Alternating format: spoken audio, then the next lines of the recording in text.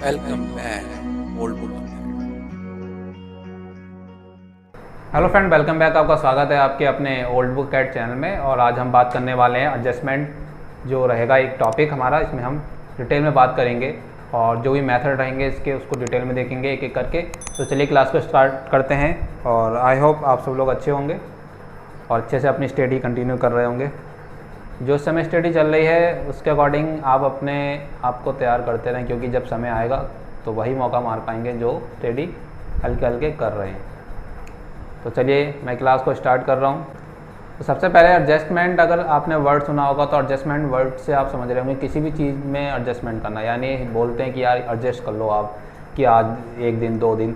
तो एडजस्टमेंट अगर बेसिकली हम समझते हैं तो किसी भी सिचुएशन में, या आप कहीं नई सिचुएशन में जा रहे हैं, या आप कहीं ट्रांसफ़र हो गए हैं, या आप कहीं ट्रैवल कर रहे हैं, तो वो हर जगह आपको क्या करना पड़ता है, एडजस्टमेंट करना पड़ता है। लाइफ में एडजस्टमेंट करना पड़ता है।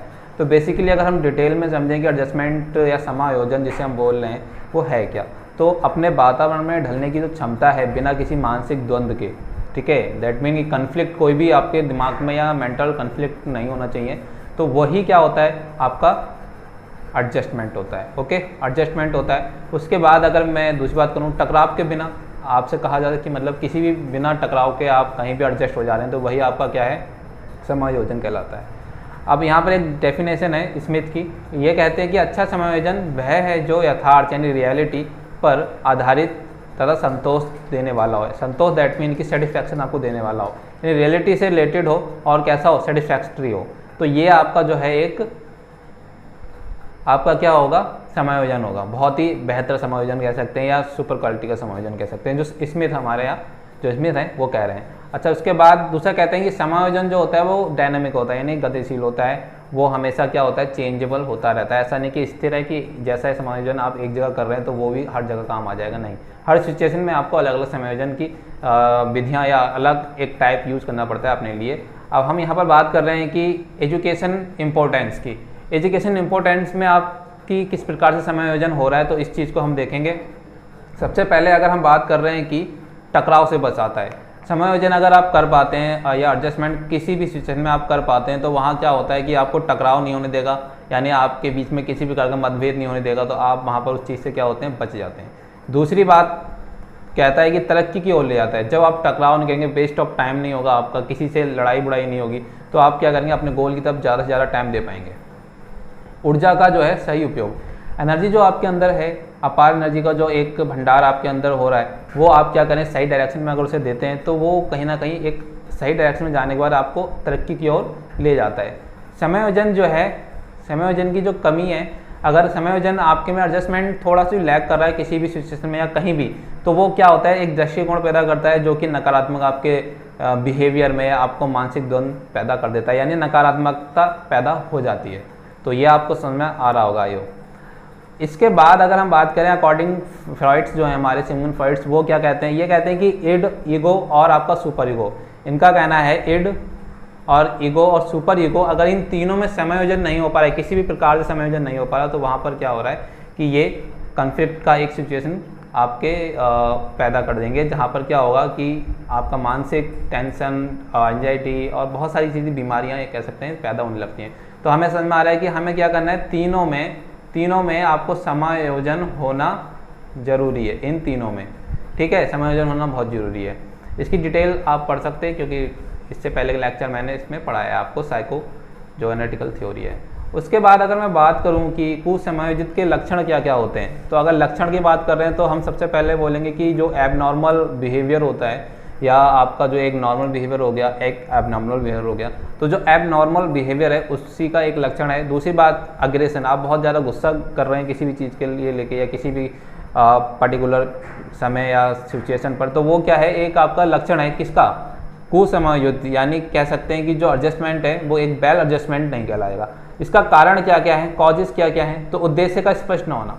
अगर किसी भी व्यक्ति का उद्देश्य स्पष्ट ही नहीं है, तो वहाँ पर क्या हो रहा है कि उसको मानसिक द्वंद्व हो सकता है, या शारीरिक या मानसिक तरीके से उसको क्या हो सकता है, परेशानी का सामना करना पड़ सकता है। उसके बाद हम कह सकते हैं कि शारीरिक या मानसिक, ऑलरेडी मैंने बताया, इन्वायरमेंट भी बहुत ज़्यादा फैक्टर करता है। अगर आपके पास माहौल अच्छा नहीं है, इन्वायरमेंट ठीक ठाक नहीं है, तो आप वहाँ पर क्या करते हैं, आप का जो समायोजन है वो भी कहीं ना कहीं आपको इम्पैक्ट करेगा। समायोजन कितना करेंगे, लेकिन इन्वायरमेंट ही अगर ठीक नहीं है तो फिर वहाँ पर आप क्या करेंगे, उससे इम्पैक्ट होंगे, यानी उससे प्रभावित होंगे।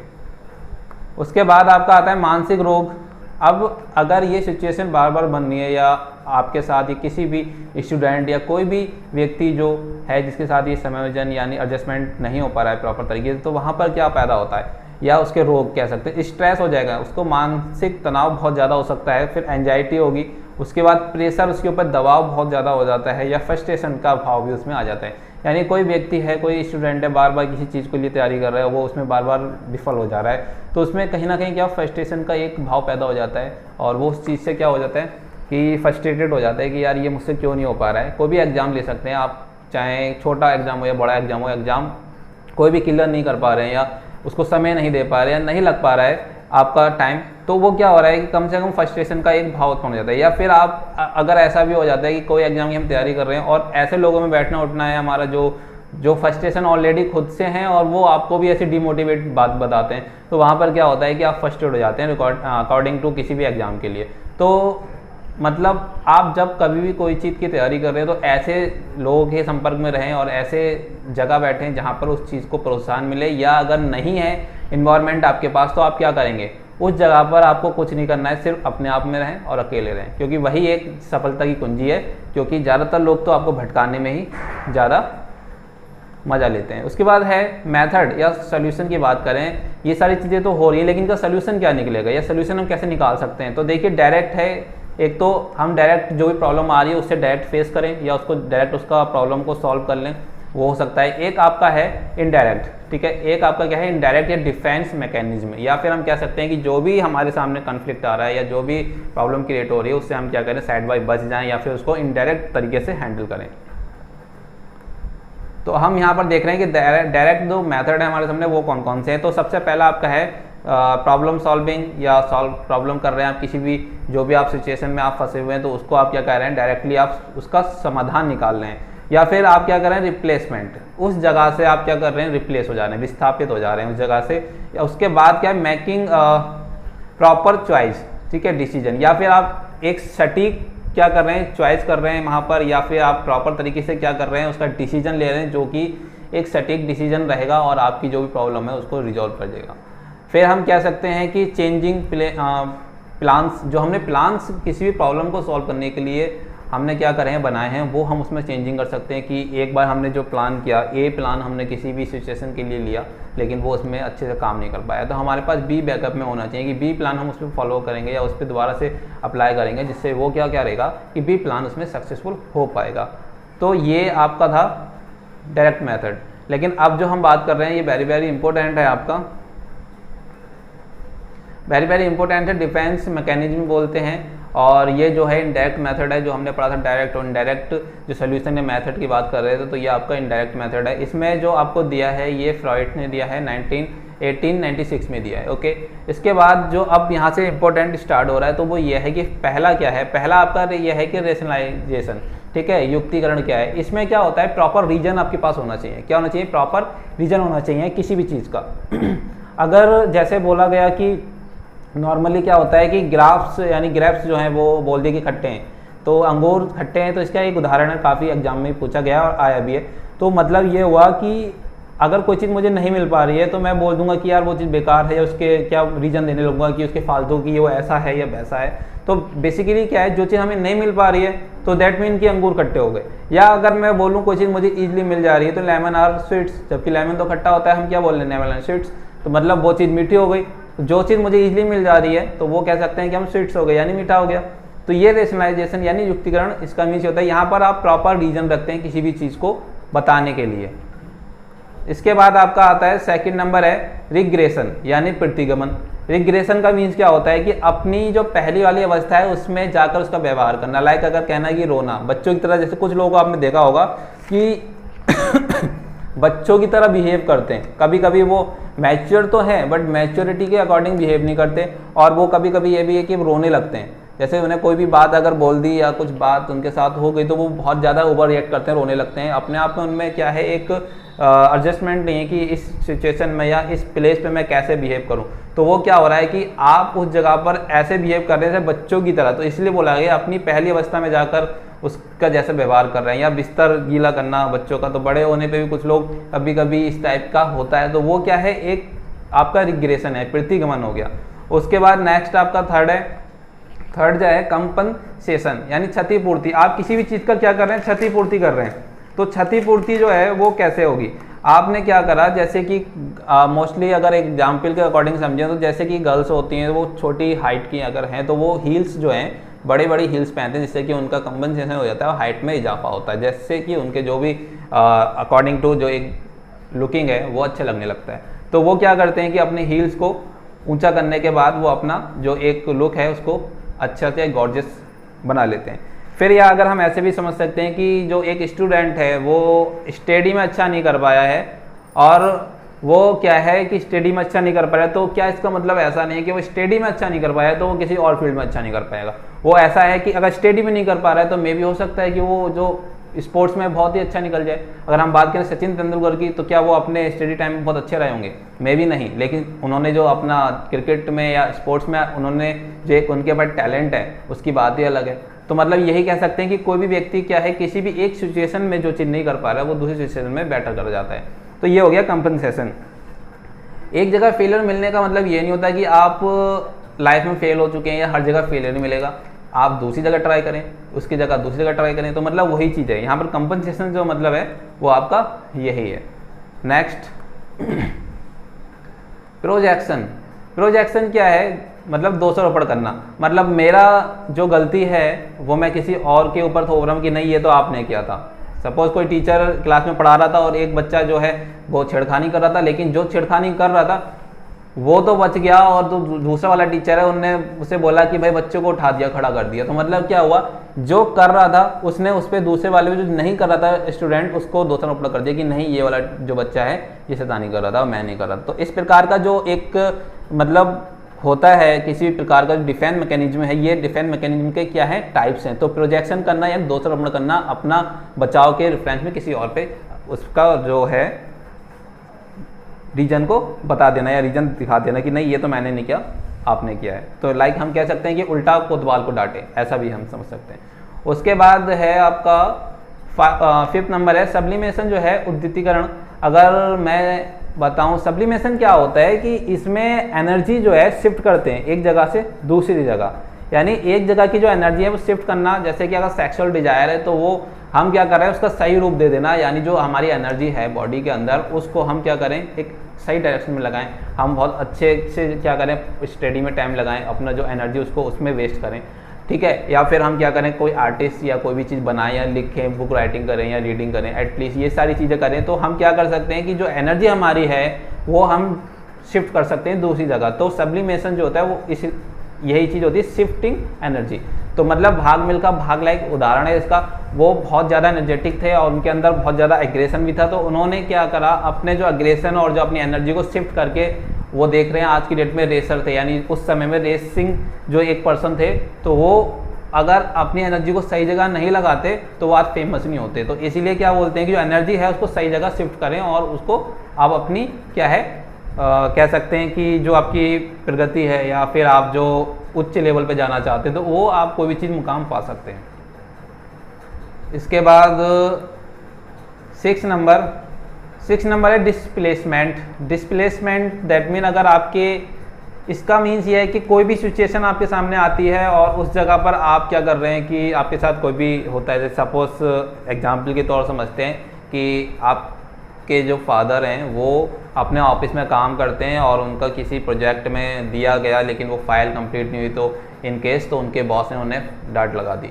बट उस समय जो उनका वो गुस्सा था वो एज ए क्या कहते हैं बॉस पे तो नहीं निकल सकता, लेकिन वो जब फैमिली में आते हैं तो वो कहीं ना कहीं किसी बात को लेके सारा गुस्सा वहाँ पर उतर जाता है। तो यानी क्या हुआ, एक सिचुएशन से दूसरी सिचुएशन में वो चीज़ शिफ्ट हो जाती है। तो कह सकते हैं अगर आपके बॉस ने डांटा है तो फिर आप एंगर जो था आपके अंदर, एंगर जो था वो वहाँ तो नहीं दिखा लेकिन घर पे आके किसी न किसी बच्चे या बीवी किसी पे भी आपका निकल गया। तो शिफ्टिंग एक सिचुएशन से क्या होता है दूसरी सिचुएशन में वो होता है जो आपका शिफ्ट हो जाता है, डिस्प्लेसमेंट वो होता है। उसके बाद है 7, यह है रिप्रेशन। रिप्रेशन में क्या होता है, मोटिवेटिव फॉरगेटिंग होता है, मतलब जो चीज़ मुझे याद ही नहीं रखनी है, मैं वो चीज़ याद रखना नहीं चाहता, यानी सब कॉन्शियस लेवल है हमारा, जो हमने उसमें पढ़ा था सिगमंड फ्रॉइड के उसमें। सब कॉन्शियस में ये होता है कि एक तो ईगो हो गया आपका, और एक होता है इड और फिर एक सुपर ईगो। तो जो सब कॉन्शियस पर्सनैलिटी वाला आपने जिससे पढ़ा था कॉन्फ्लिक्ट में, तो जो आपका है पर्सनैलिटी वाले में सब कॉन्शियस में वो चीज़ें होती हैं हमारे, जो दमित इच्छाएं होती हैं, जो हम करना चाहते हैं बट हम इन केस नहीं कर पाते, क्योंकि वो जो है समाज में हम कह सकते हैं कि वो वैल्यूबल नहीं है, या फिर वो क्या है उस समाज में कह सकते हैं कि मान्य नहीं है, या उसमें क्या कह सकते हैं कि वो अगेंस्ट रूल्स हैं। तो वो सारी चीज़ें जो हैं जो हमारे दिमाग में रहती हैं वो दमित हो जाती हैं या रिप्रेशन में चली जाती हैं। तो वही होता है जिसे हम याद ही नहीं रखना चाहते, हम भूल जाते हैं। कोई हमारे साथ इंसिडेंट ऐसा हो गया जो हम याद रखना नहीं चाहते, तो वो सारी चीज़ें क्या होती हैं, वो इस प्रकार की होती हैं जो आप रिप्रेशन के अंदर करते हैं। उसके बाद आपका आता है 8 नंबर, और 8 नंबर ये है आपका सप्रेशन। ठीक है, सप्रेशन में क्या होता है, कॉन्शियस इफेक्ट होता है, यानी कॉन्शियस इफेक्ट की बात करें तो कोई भी चीज़ चेतन रूप से छोड़ना चाहते हैं आप क्या कर रहे हैं कि जैसे कि अगर मैं बात करूं, जैसे कोई सिगरेट पीने वालों की आदत होती है, गुटखा खाने वाले होते हैं, तो उनमें क्या होता है वो चीज़ उसे छोड़ना तो चाहते हैं लेकिन वो छोड़ नहीं पाते, तो वो कॉन्शियसली उन्हें चाहते हैं कि वो छोड़ें। तो वही चीज़ है कि आप क्या है, माइंड प्रेजेंट माइंड में आपने सेट कर रखा है कि मुझे सिगरेट नहीं पीनी है, या मुझे गुटखा नहीं खाना है, या मुझे क्या करना है कि जुआ नहीं खेलना है। तो ये सारी चीज़ें जो होती हैं आप क्या कर रहे हैं, उसको कॉन्शियसली लेवल पे आप उसको छोड़ना चाहते हैं। उसके बाद आपका 9 डेनियल, या फिर इनकार करना, लाइक आपको किसी भी चीज़ का एक्सेप्ट नहीं करना, कोई भी आप प्रपोजल या कोई भी चीज़ आप ना बोलना। मतलब क्या है, ऐसा है कि हर चीज़ में हाँ बोलना, कुछ लोगों की एक हामी बनने की आदत होती नहीं, कोई भी काम से मना नहीं किया जाता। तो ये चीज़ जो है वहाँ पर उनके साथ होती है कि उन्हें ये चीज़ होनी चाहिए अपने अंदर कि उन्हें मना करना आना चाहिए, किसी भी हर चीज़ में हाँ करना भी ठीक नहीं होता है। तो इसलिए क्या करते हैं, इनकार करना यानी एक्सेप्ट नहीं करना, ये भी ज़रूरी है। उसके बाद आता है day dreaming. Day dreaming like ऐसा है कि जैसे आप कह सकते हैं कि इमेजिनेशन करना यानी कल्पना करना, जो कि हमारे कल्पनाओं में ही चीज़ें होती हैं, जो रियलिटी से आप क्या कर रहे हैं, दूर भाग रहे हैं। रियलिटी से आप क्या कर रहे हैं, दूर भाग रहे हैं बिल्कुल।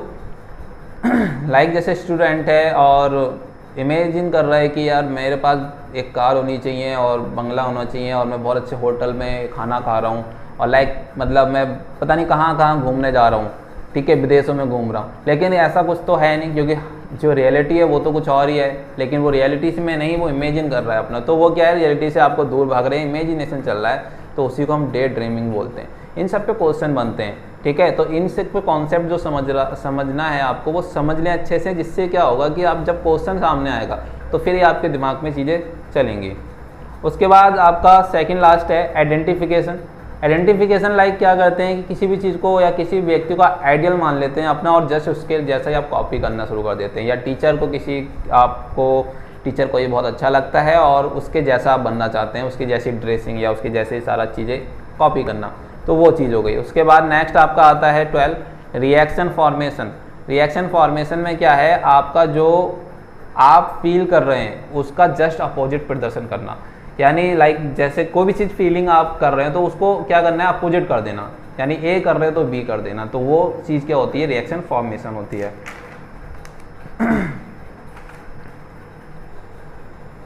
लाइक सब्सक्राइब भी करते रहिएगा। उसके बाद मैंने यहाँ लास्ट में आपके लिए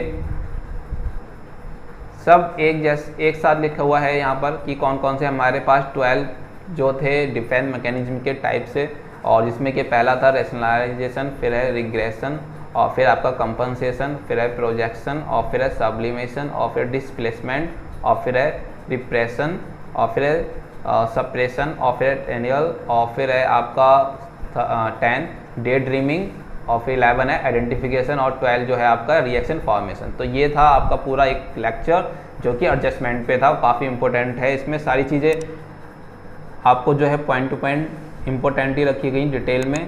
तो आई होप लेक्चर आपको पसंद आया होगा। तो थैंक यू फॉर वॉचिंग, और घर पे रहिए, सेफ रहिए। Thank you for watching my channel and please like, subscribe and share.